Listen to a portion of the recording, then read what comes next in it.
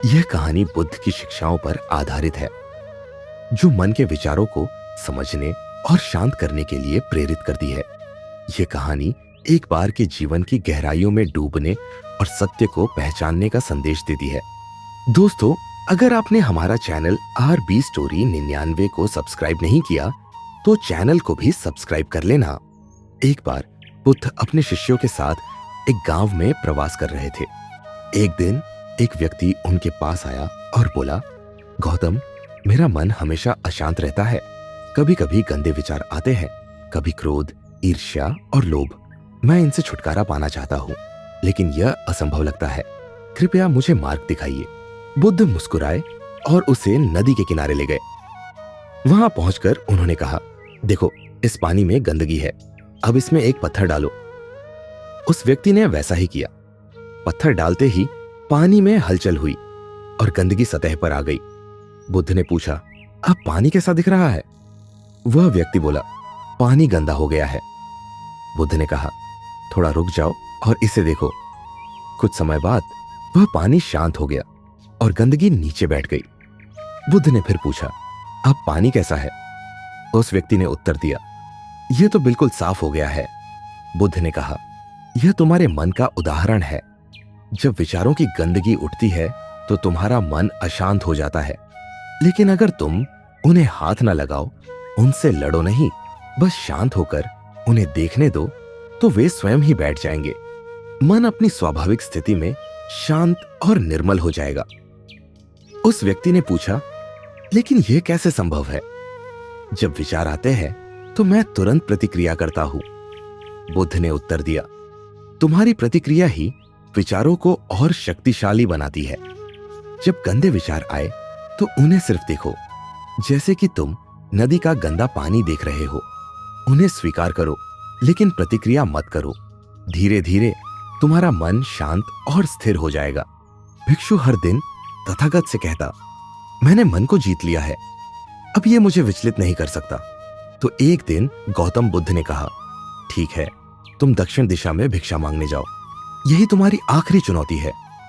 फिर अगले दिन ही भिक्षु ने व्याकुल होकर कहा, मुझसे बड़ी गलती हुई, लेकिन अब मैं दोबारा उस दिशा में भिक्षा मांगने नहीं जाऊंगा।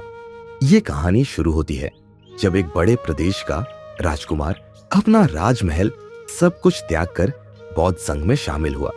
शुरुआती दिनों में नए भिक्षु ध्यान करना सीखते।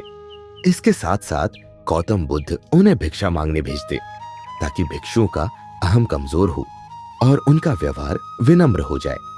संघ में आने के कुछ समय पश्चात राजकुमार भी भिक्षा तन पर जाने लगा। शुरू शुरू में सब ठीक था, लेकिन कुछ ही दिनों में घटना घटी, जिस कारण राजकुमार विचलित हो गया और उसने भिक्षा तन पर जाने से मना कर दिया। भिक्षाटन का नियम था कि भिक्षु केवल 2 घरों में भिक्षा मांगते और नहीं मिलती तो आश्रम वापस आकर जल ग्रहण करते। एक बार राजकुमार भिक्षु नगर में भिक्षा मांगने निकला और दुष्ट संयोग से भिक्षा नहीं मिली।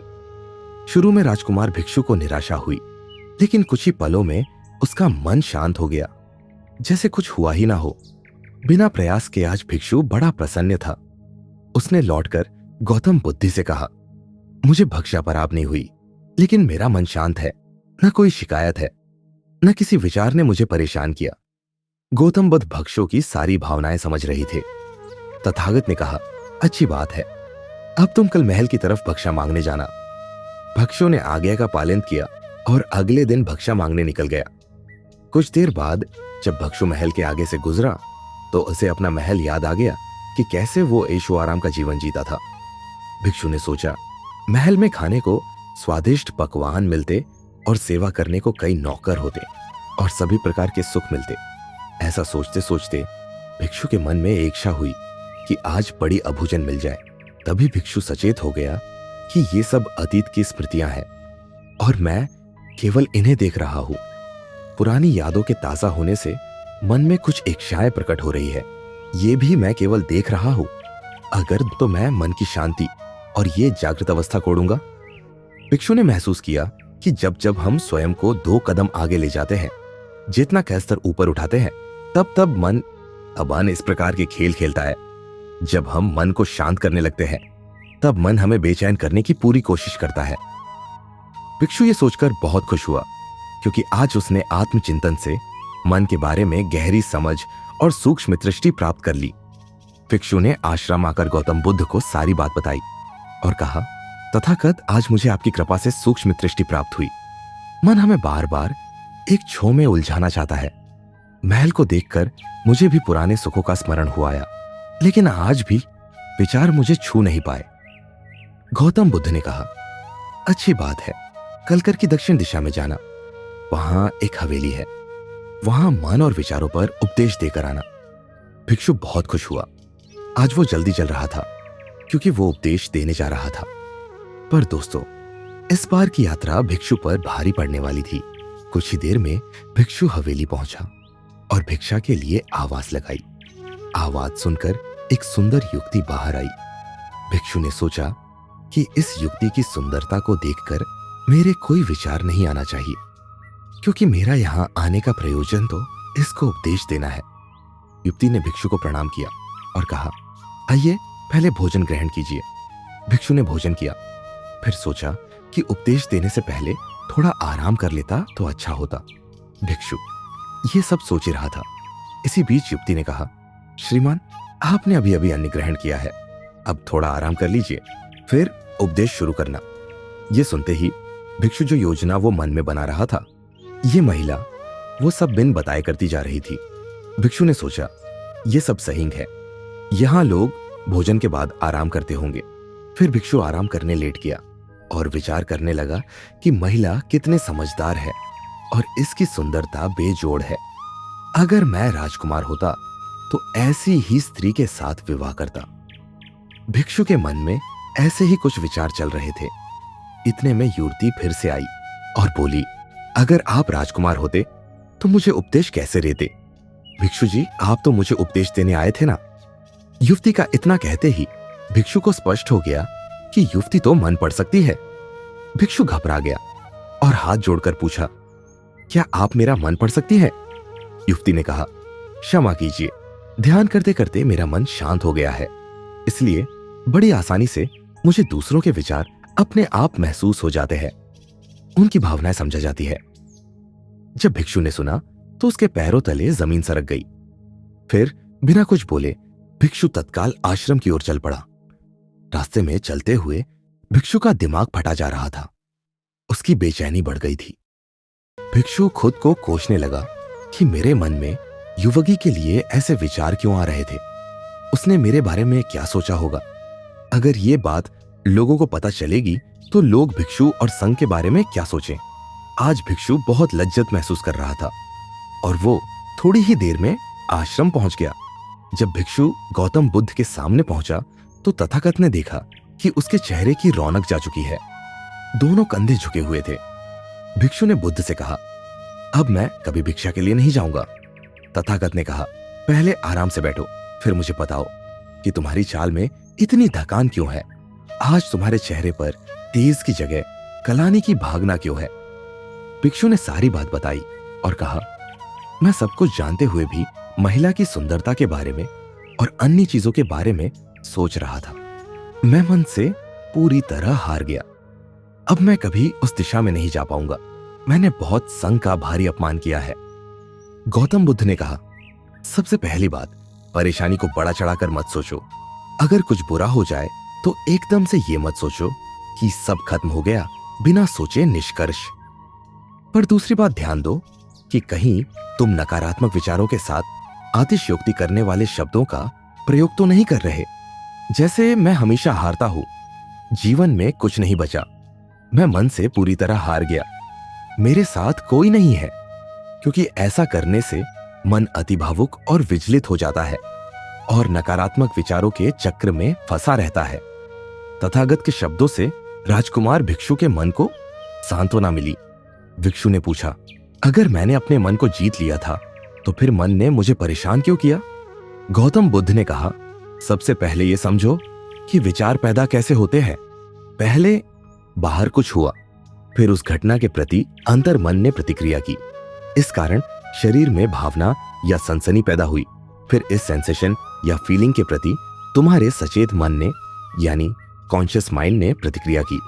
इस आखिरी स्टेप को हम विचार कहते हैं।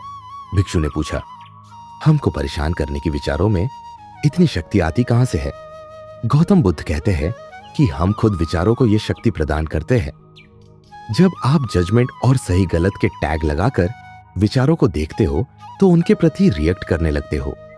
एक विचार के साथ अन्य विचार भी सोचने लगते हो। जब तक आप खुद को जज करोगे तब तक मन आपको नीचा दिखाकर हावी होता रहेगा। भिक्षु ने पूछा, फिर मन शांत कैसे होगा? गौतम बुद्ध ने कहा, अगर विचार है तो शरीर में भावना भी महसूस हो रही है, क्योंकि हर विचार भावना के साथ प्रकट होता है। अगर आप ग्लानि के विचार महसूस कर रहे हो तो इसका मतलब है कि शरीर में एक भावना यानी सेंसेशंस भी महसूस हो रहे हैं, और फिर आप उसके बारे में सोच रहे हो या रिएक्ट कर रहे हो। और इसी बात में मन को शांत करने का तरीका छपा है। हर विचार को देखना कठिन है क्योंकि विचारों का वेग तेज है, लेकिन शरीर में महसूस हो रही भावना यानी सेंसेशंस को देखना आसान है क्योंकि ये देर तक बनी रहती है। अगर इन्हें बिना जजमेंट की सही गलत का मतलब लगाए सिर्फ देखा जाए तो ये गायब भी हो जाती है। तक मन के पीछे जो शांति है वो प्रकट होती है, और शांति में एहसास होता कि मन हमारा कुछ नहीं बिगाड़ सकता। हमारा अंतर मन कैसे ठीक होता है? नॉन जजमेंट से। अगर हम किसी भी इंसान या घटना या फिर अपने मन को बिना जजमेंट की देखते हैं तो मन के साथ साथ अंतर मन अपने आप स्वस्थ और शांत होने लगता है। अगर तुमने मात्र ये देखा होता कि इस औरत के प्रति विचार केवल मेरे अंतर मन के रिएक्शन के कारण है, और ये मैं कि मन में बहुत को चल रहा है, लेकिन मैं सांस के प्रति सचेत हूं, मैं शरीर में होने वाली प्रतिक्रिया को देख रहा हूं, तब भी तुम सचेत होकर दृष्टा भाव में लौट आते। मन के पीछे जो शांति है वो हमारी सबसे बड़ी ताकत है। हम बड़ी आसानी से विचारों को शांत कर सकते हैं और एक दिन ये जान सकते हैं कि किसी भी प्रकार का विचार चिंता असल में इस शांति को पार नहीं कर सकता। हम हमेशा विचारों से अछूते हैं। गौतम बुद्ध कहते हैं, तुम याद रखो, विचार तुमसे है, तुम विचारों से नहीं। तुम हमेशा ही अपने विचारों से शक्तिशाली हो, अपने डरों और चिंताओं से शक्तिशाली हो।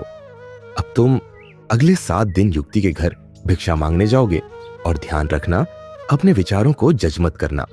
अच्छे बुरे विचार केवल तुम्हारा द्वार खटखटाते हैं। तुम केवल इतना याद रखना कि तुम वो जिसमें सब प्रकट हो रहा है। अगले दिन भिक्षु पूरे मार्ग जागृत होकर चला। महिला के घर जाने से पहले थोड़ी घबराहट हुई, लेकिन भिक्षु दृष्टा भाव में बना रहा। विचारों को, शरीर में उठ रही भावनाओं को, डरों को, गिल्ट को, सबको बस दिखता रहा। जब भिक्षु वापस लौटा तो वो पूरी परेशान था। आज उसमें मैंने मन को जीत लिया है, ये अहंकार भी नहीं था। उसने सही मायनों में मन को पार कर लिया था। दोस्तों, अगर आपको ये वीडियो पसंद आए तो देखिए कैसे एक जिद्दी नौजवान ने एकांत में रहकर अब अभ्यास किया और खुद कर निर्माण कर लिया। अभी देखिए, या बात के लिए सेव कर लीजिए, क्योंकि आपके समय से कोई वीडियो, कोई ऐप, कोई न्यूज कीमती नहीं है। मैं काम के किस्से लाता रहूंगा। हम जीतेंगे